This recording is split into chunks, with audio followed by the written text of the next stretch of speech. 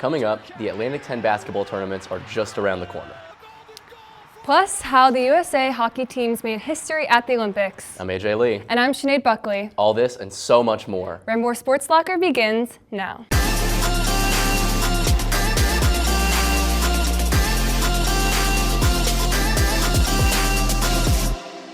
Welcome back to another episode, and for me, this is a nice welcome back to the anchoring desk. Oh, me too, Sinead. There's really no feeling like actually being able to sit behind the desk. I agree, 1000%. Happy to be back. Anyways, let's get an update on Loyola's very own sports teams. Take it away, Nora. The Loyola women's softball team took home a win for their first game at the South Alabama Invitational. The Ramblers racked up 6 runs, leading to a 6-3 victory against UT Martin in Game 1. Loyola fell behind 7-0 in their second game against North Alabama. The women's basketball team defeated St. Bonaventure this Saturday with a final score of 58-55. The Ramblers started off the game strong, scoring 17 points shortly after tip-off and held strong defense throughout the first quarter. The Ramblers made 9 free throws in the last quarter and capitalized on 9 St. Bonaventure turnovers to secure the win in the final minutes of the game. Sophomore Alexa Kinnis scored a career-high 21 points, adding 6 rebounds and 4 offensive boards. The men's basketball team fell short on the road against St. Joseph's on Saturday night. St. Joseph's had a fast start against the Ramblers, holding a 9-0 lead before the first media timeout. Nick Anderson got Loyola on the board, followed by a dunk from Miles Rubin, and Xavier Amos capped the stretch with a steal to get the lead under 10. St. Joseph's finished the game strong, defeating the Ramblers 75-61. On Saturday, the Loyola women's golf team finished in 16th place at the Rio Verde Invitational. Freshman Tegan Connors finished as the highest-ranked Rambler for the first time in her career. For Rambler Sports Locker, I'm Nora Koehler. Thanks, Nora. As March rapidly approaches, the greatest sporting event in the world will soon take place, March Madness. But before we can get right into the action, we need to figure out who will represent each conference first, including the A10. The A10 men's and women's tournaments take place from the 11th to the 15th and the 4th of 8th of March, respectively.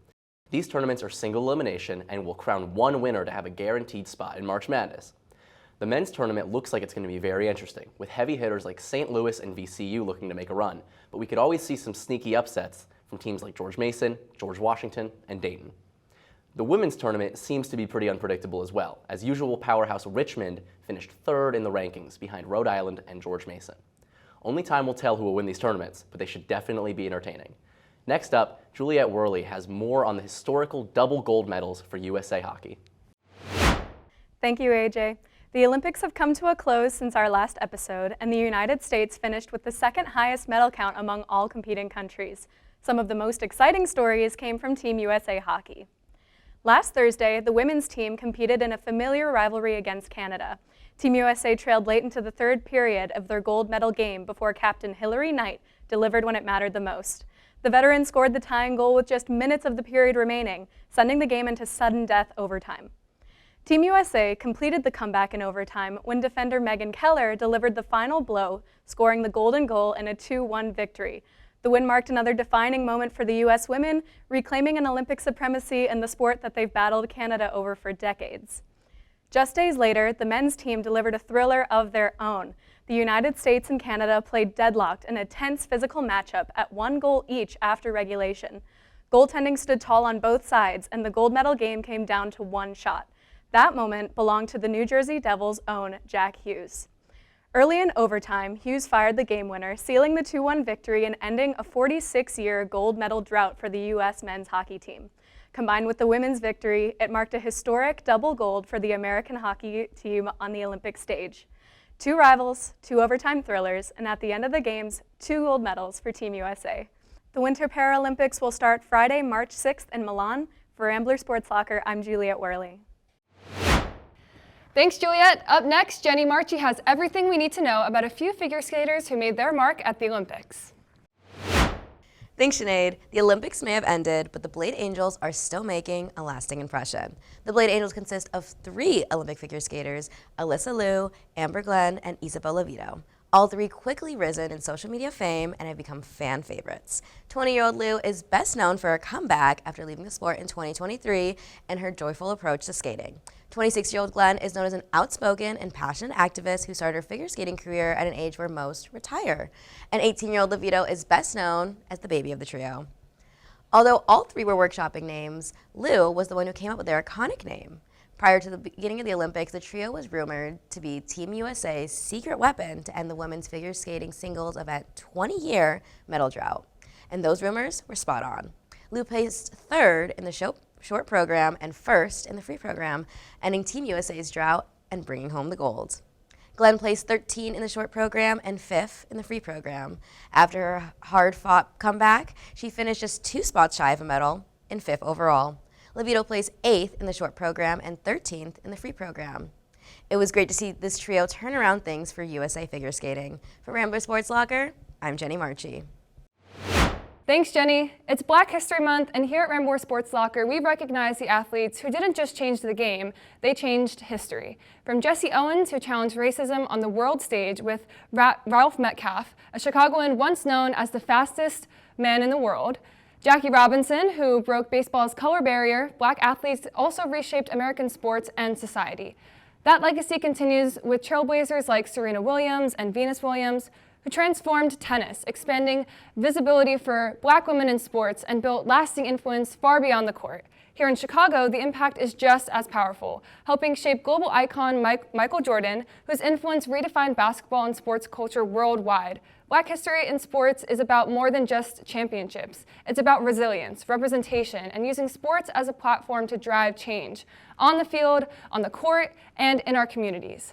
Now it's time for Elizabeth Long to give us a rundown of the Champions League. The UEFA Champions League round of 32 wrapped up this past week, deciding who will play in the round of 16. The top 8 teams from group play have already qualified, leaving the rest to be settled in 2-way ties. In the first game, Galatasaray shocked Juventus 5-1. The second game was non-stop drama, with goals and a red card, but 2 stoppage time goals saw Galatasaray through to the next round with the 7-5 aggregate. Real Madrid would face Benfica, but the main story was Benfica's Gianluca Prestiani, allegedly making a racist comment towards Vinicius Jr. Madrid would win both games, progressing them to the next round. A familiar French matchup saw PSG against Monaco.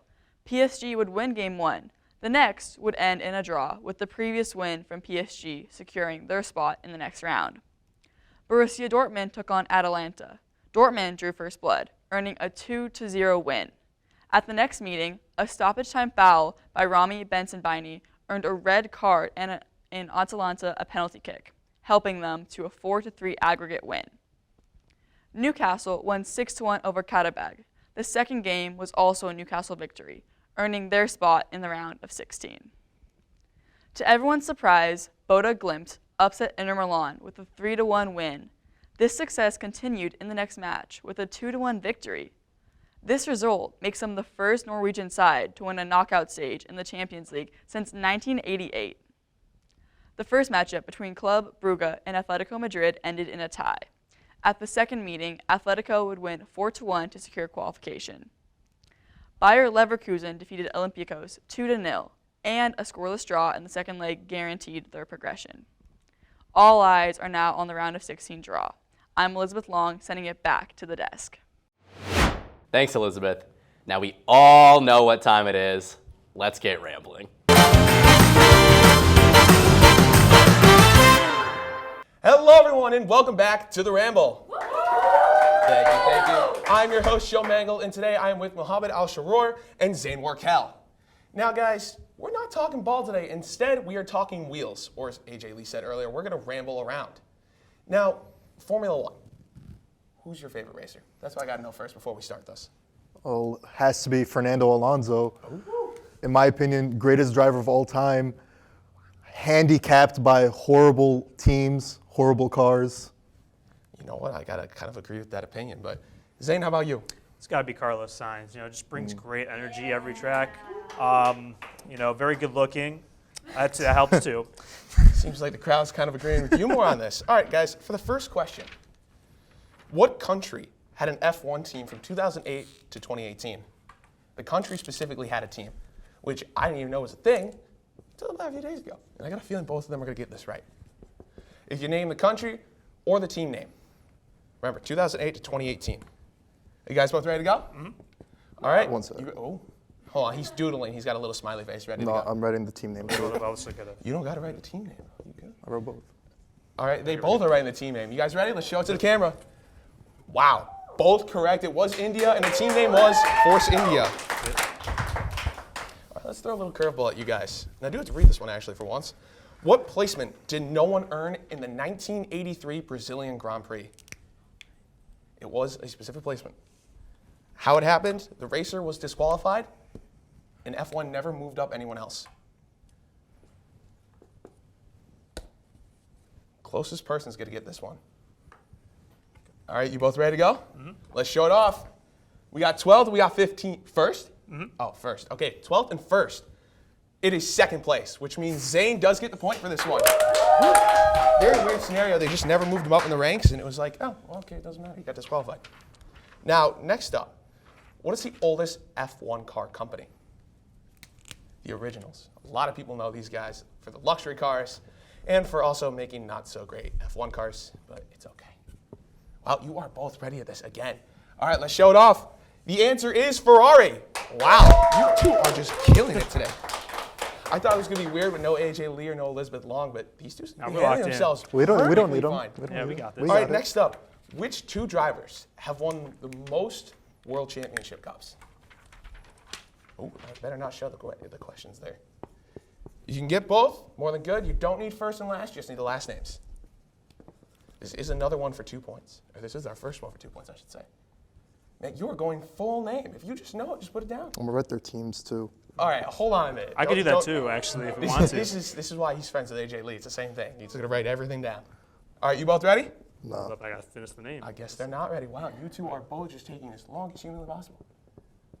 All right, I'm not going to include the team names for this. Let's just show them off, Yeah, guys. okay, Let's here do we it. go. Here we go. Lewis Hamilton and Michael Schumacher. Michael Schumacher. You They had both 7. are correct. Wow. And they did both have 7. Not Nick. It is incredible. Which means the score right now is 5-4, Zane to Mohammed. Mohammed, you get this right, you can tie this up. Zane, you get it right, you can win the game. Who is considered the best team in F1 that now doesn't exist? If you need a hint, I can give it to you. This team had about 70 or so wins when they were in competition, and then they were gone like that. This is going to be very interesting. I don't know if you guys Championship get wins this. or like Grand Prix wins? Grand Prix wins. I will say they were from 1958 to 1994. Wow, this is a stumper here. I didn't think this one would work. 1958 to what? 1958 to 1994. There's a chance one of you is going to win. I got it. All right, you both ready? Let's show them off. Wow, I honestly didn't think either of them would get this. It is Lotus. That is incredible. Now, I do hate to break this to you, Mohammed. Zane does have more points to you, so he does get the win this time. Great job today. I don't even know what to say this time. I didn't think any of them would get this many points. Zane wins 6-5. Incredible job today, guys. Now with that wraps up today's ramble. Oh, wow. Good game, man. Good game. The sportsmanship That was here fun. is just never ending. Zane, Mohammed, thank you guys for being here. Now, let's drive this one back to the anchors. Thanks, everyone. I hope everyone has a great spring break. Do you have any plans, Sinead? Oh, I do. I'm going to the beach. I'm going to Puerto Rico with my friends. I'm so excited to finally get some sun. You know, this winter actually hasn't been as bad as the usual Chicago winters, but I could definitely use the 85-degree weather and the sun coming out. What about you? Yeah, Panama City Beach. Really excited. We're going to come back with some nice tans. I know. We're I'm going to have to going to show look that off. unrecognizable. I can tell you that much. Well, Yeah. I'm excited. Me too. I literally can't wait. Well, that wraps up this episode of Rambler Sports Locker. To stay up to date on all things Rambler Sports, be sure to follow us on X, TikTok, and Instagram at Loyola RSL, and subscribe to our YouTube channel. From all of us here at Rambler Sports Locker, I'm AJ Lee. And I'm Sinead Buckley. We'll see you next week, and don't forget to turn off the lights.